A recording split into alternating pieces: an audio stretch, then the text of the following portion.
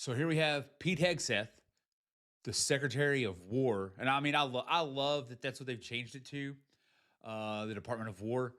It's also in a way it's humorous because we're supposed to be moving towards not being in wars, in active wars, as it's kind of not been fulfilled yet. Not that we're fully active in them. We don't have boots on the ground anywhere, but we're still very much involved. Um, but anyways, Pete Hegseth has apparently become an embarrassment, more so than he already was, and has pissed off some upper brass in the military. We're going to get into that, and we're going to get into how he was wrong, as well as how he was right. So just stick around. It also means grooming standards. No more beards, long hair, superficial individual expression. We're going to cut our hair, shave our beards, and adhere to standards. Because it's like the broken windows theory of policing. It's like when you let the small stuff go, the big stuff eventually goes. So you have to address the small stuff. This is on duty, in the field, and in the rear. If you want a beard, you can join special forces. If not, then shave. We don't have a military full of Nordic pagans. But unfortunately, we have had leaders who either refuse to call BS and enforce standards, or leaders who felt like they were not allowed. And see, what he's talking about, what he's saying is not outlandish. This has been a standard in the military. The military has gotten extremely lax, and I have many friends who have served in all of the branches of the armed forces, family members as well. And what he's talking about, the whole purpose of the shaving, similar haircuts, they even give you the same, which they called birth control glasses, the big horn rim, thick black plastic glasses, not even as stylish as horn rimmed, but it's to cultivate unity, to cultivate a sense of one among those that are enlisted. There's nothing wrong with that because it isn't about so much as individuality. When you join the military, you are a united front. That is the whole point of an army. So what he's talking about is not, it is not asking too much of people who are enlisted. There need to be standards. There needs to be a set, what's the terminology I'm looking for here? Ceiling, of what you can and cannot do. Like you said, you want to grow a beard, join special forces. You're able to do that in that branch of service or that MOS. So people being bent out of shape over this, even the ones in the military, it's ridiculous. I had a friend that I worked with years ago. Well, it was in 2011. And he told me that the military at that time, in basic training, where you're supposed to be stretched and pulled and pressed and broken down, literally broken down and rebuilt into a soldier to be and to gain all these skill sets, because you're going into combat, you're going into war zones most likely, and nothing they're going to do to you in basic training is going to press you out as much as being shot at or watching your buddies get blown up or killed or having to kill people to make it out alive, to protect each other, to protect those in need in the countries that you're in. But they had stress cards. They issued stress cards to those enlisted in basic training that if they were feeling too overwhelmed by basic training, that they could present this stress card and get to go to a timeout zone. And I guess, I don't know, have a therapy session or some shit. Like that's the most absurd shit I've ever heard. When he told me that, I was embarrassed for the military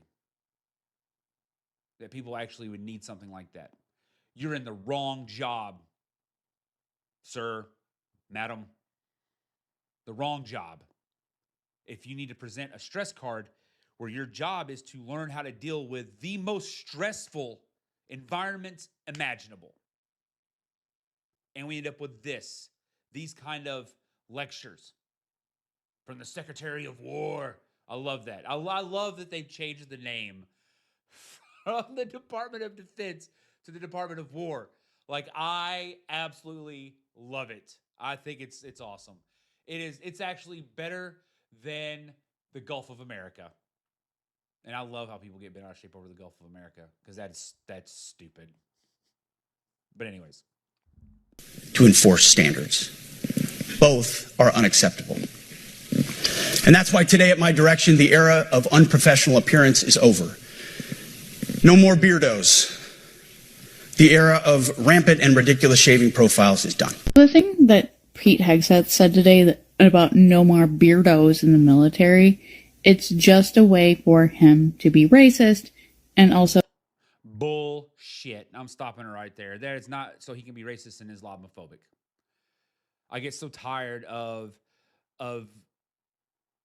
these liberals who don't know their ass from a hole in the ground on stuff they're talking about, just assuming and plugging and playing their little words that trigger the other liberals and other people that don't know what the hell these people are talking about and don't know and don't have their own experience or anything, any juxtaposition when it comes to the topic of discussion.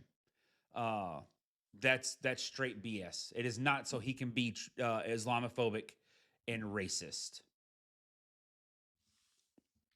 Islamophobic without saying it.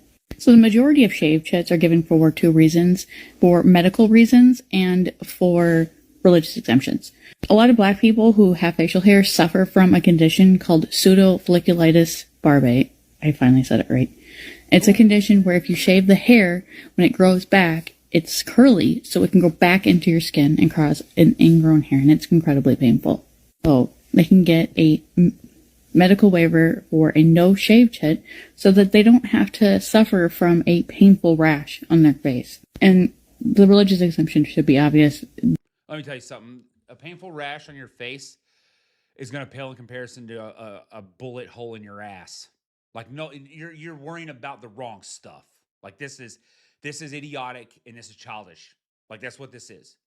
Now, do I think his delivery is something left to be desired? Yes.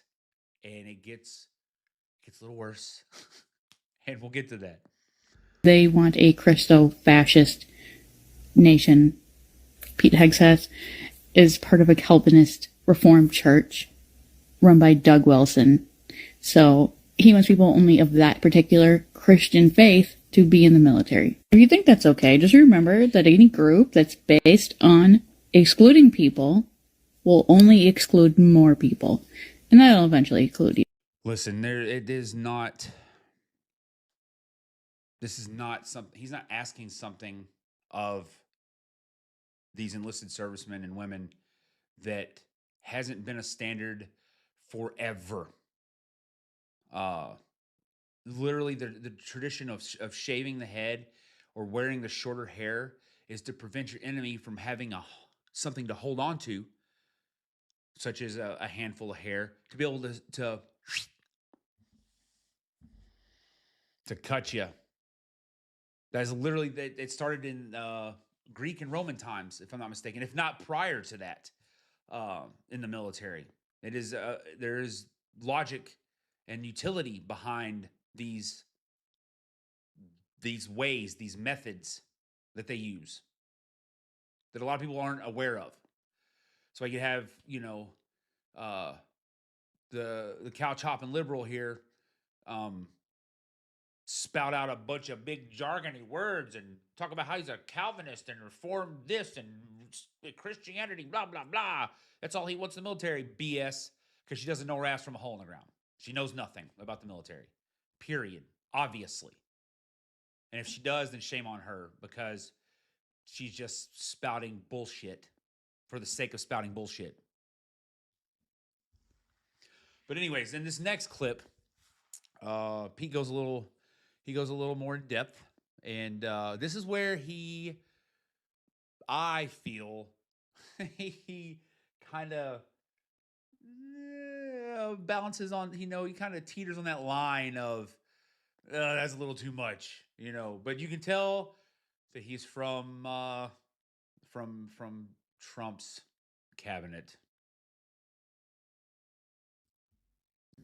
If the Secretary of War can do regular, hard PT, so can every member of our joint force.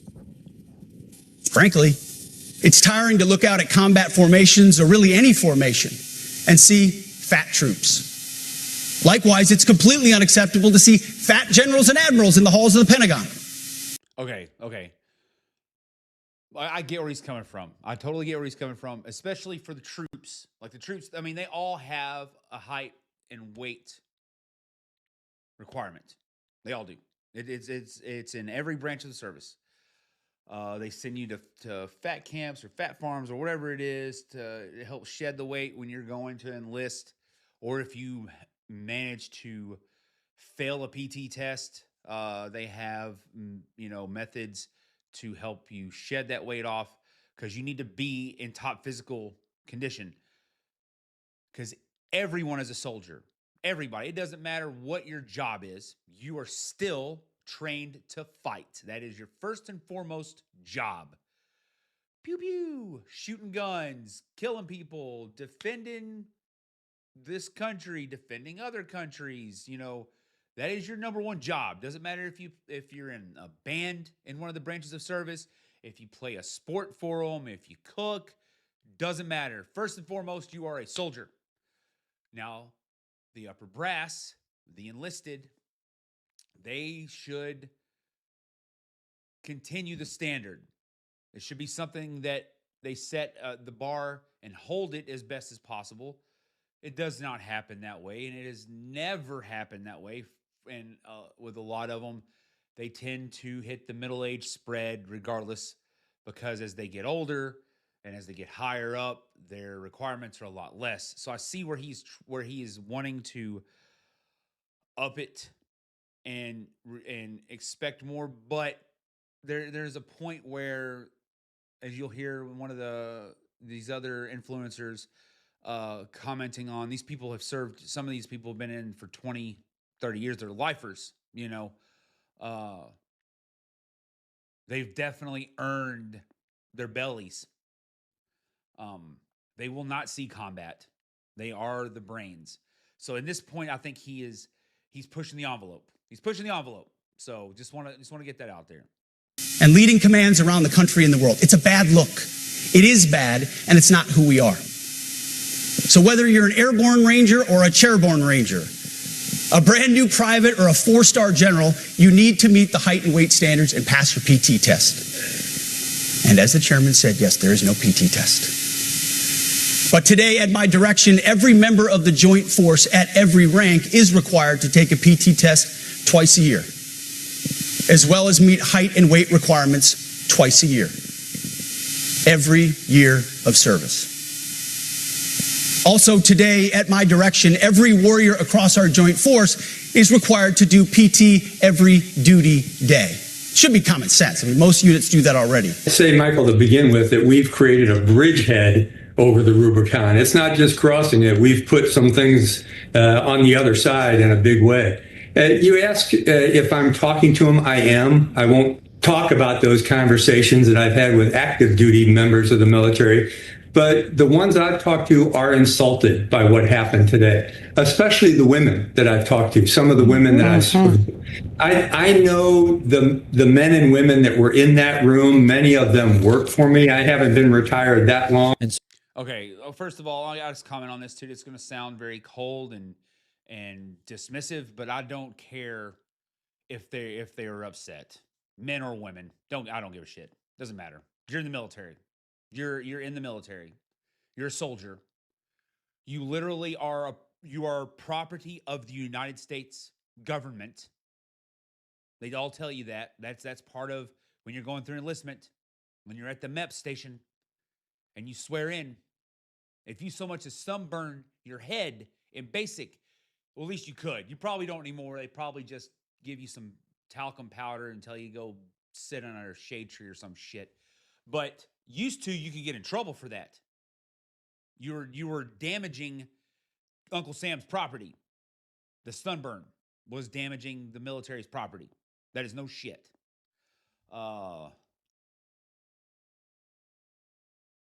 This is sad. This is sad that this, and like I said, I think he pushed the envelope a little bit. He should have had more respect, especially for his, regardless of what he is now, his actual rank in the military is beneath these generals, and a lot of these. I mean, all the high brass. He should still give them the respect that's due to them for their active service, for how long they've served this country. And in my opinion, he could have gone about it a different way and been more tactful out of that kind of respect, and that would have encompassed men and women, and in that. But at the same time, don't be a puss. You're in the military. And now this jackass, who I guarantee you has never served, never thought about serving, wouldn't know what to do if he did. Well, granted, they would train him, obviously, but you know what I'm saying. So the reports are that the generals were disgusted and they resented being used as props by Donald Trump. Now, let me tell you why this matters so much. In every authoritarian system, there's a really important question. Does the dictator have the military on their side, or is the military against them? If the brass of the military is on your side, you can get away with almost anything. If the brass is laughing at you behind your back, if they don't respect you, if they believe you're wasting their time by flying them halfway around the world to rant about gold paper and have Hegseth say no fat people, you are weak. And what can really take down dictators and authoritarians is when they do not have the military behind them. So it's actually, as cartoonish as this was, as much of a waste of taxpayer money as it was, as pathetic as the entire thing was, it is critically important that it doesn't seem that Trump and Hegseth have the military brass behind them. And that actually should make us feel safer. The Department of War thing is pathetic. Hegseth keeps saying it like it's a magic spell. The Department of War is... I still love the Department of War. When I heard that they changed it to the Department of War, it made me feel all giddy inside. I'm not even gonna lie. Because first I was like, no, there's no way. There's no way they have changed the Department of Defense to the Department of War, that's its official title now. Like, oh man, what a time to live in. Look, it's a train wreck across the board, but there are times where I find moments of levity and I must capitalize on them. And this is one of those times. That was one of them. Those.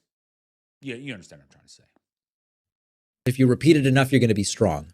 Trump did the same thing. He kept insisting, he's respected, we're respected, I won 2020, I'm really tough.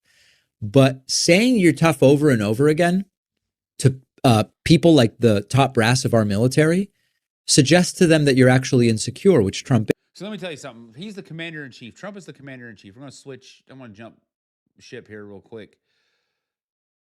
And Pete Hegseth is the Secretary of War. They're in control. They're in control of the military. I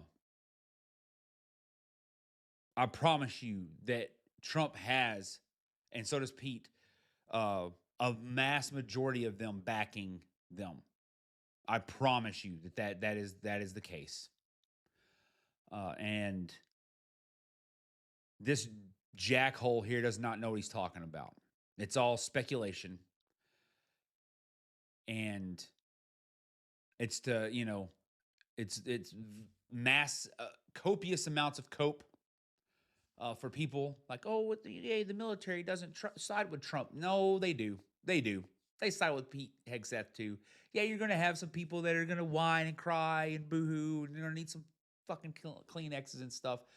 But for the most part, no. Trump won the election, whipped ass in a major way. The military does back him, just like the mass majority of this country. People are denying reality. Not saying Trump doesn't deny reality, because he does. But it's funny because it's tit for tat with both sides. They just go back and forth.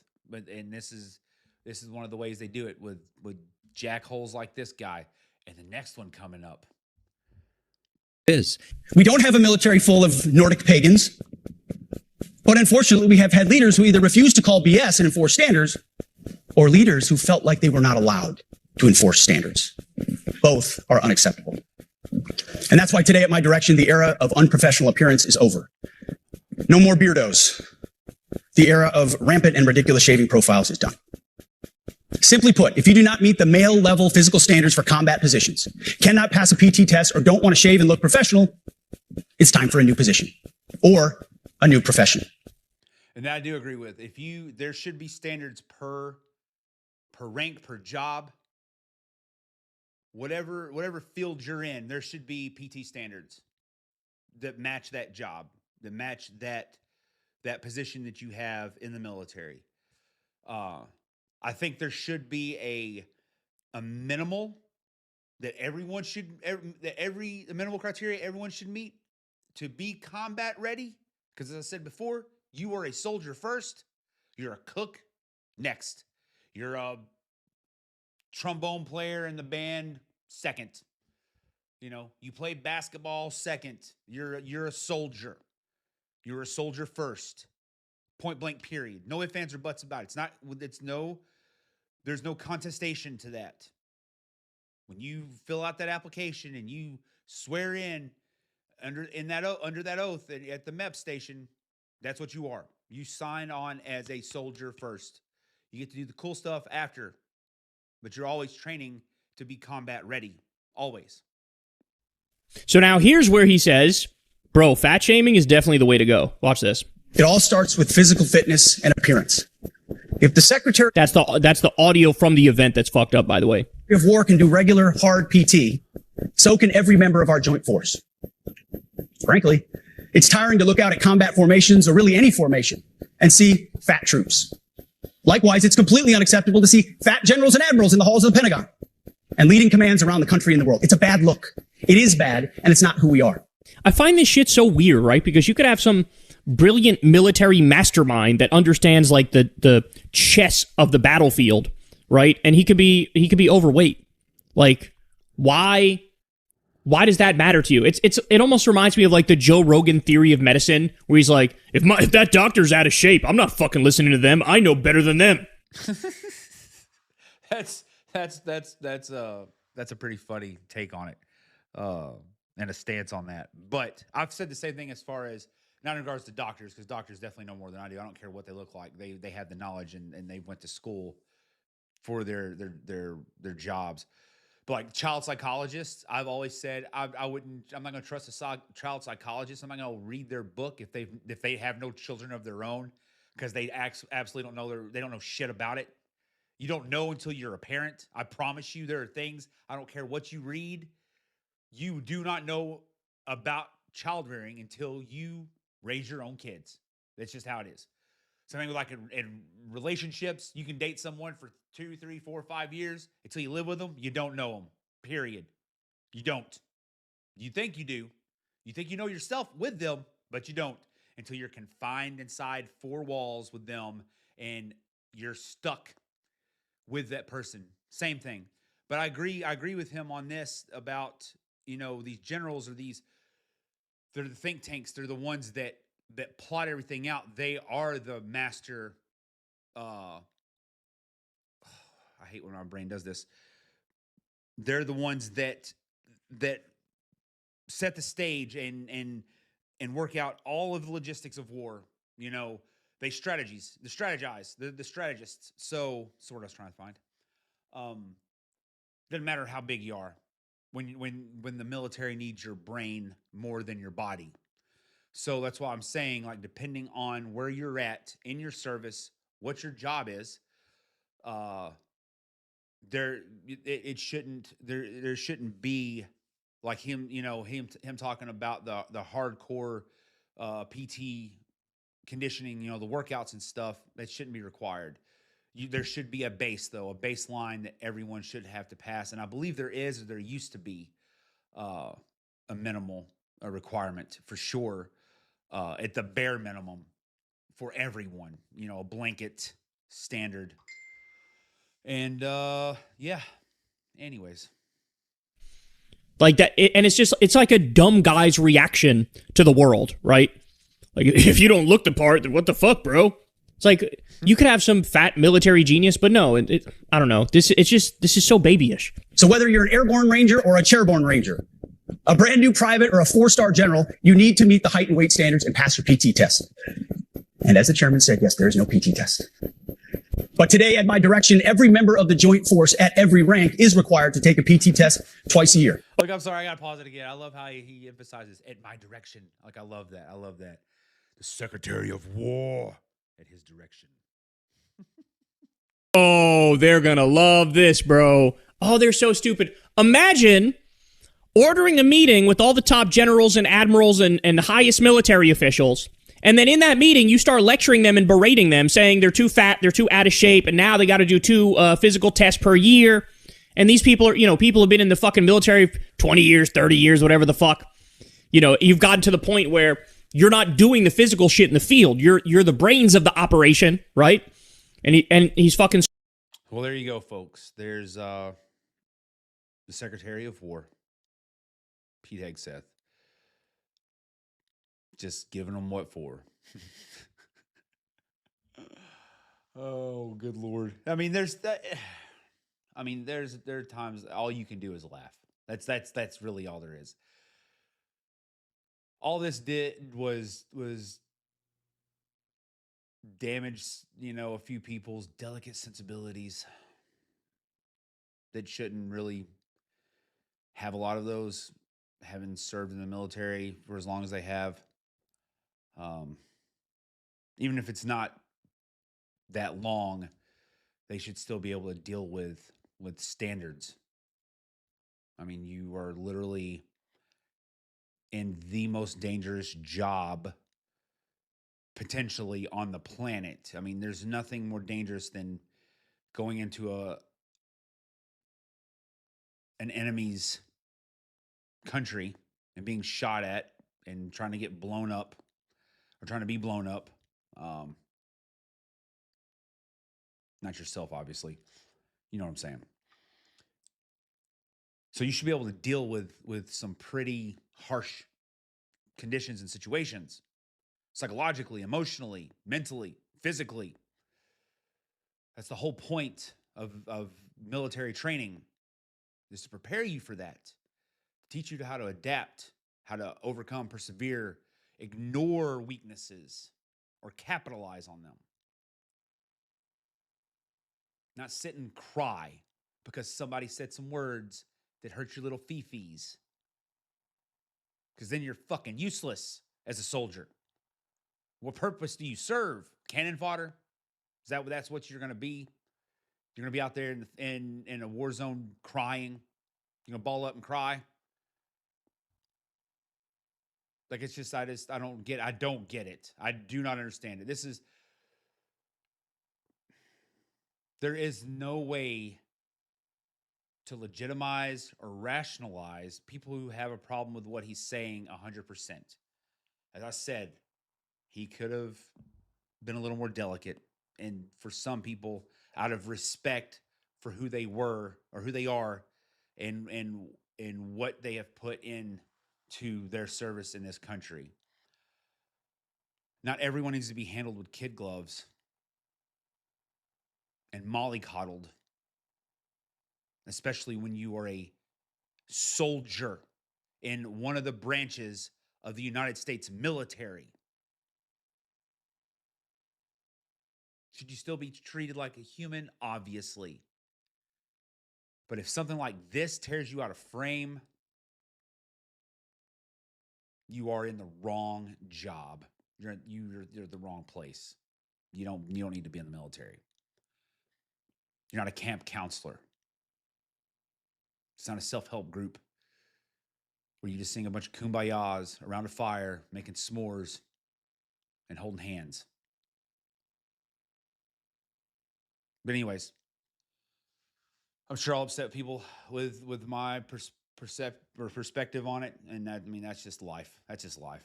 I mean, I don't care. People upset me all the time. Guess what I do? I get over it just as quick as I got on it. It's life. If it doesn't apply, let it fly. There's some recovery phrasing for you, a mantra.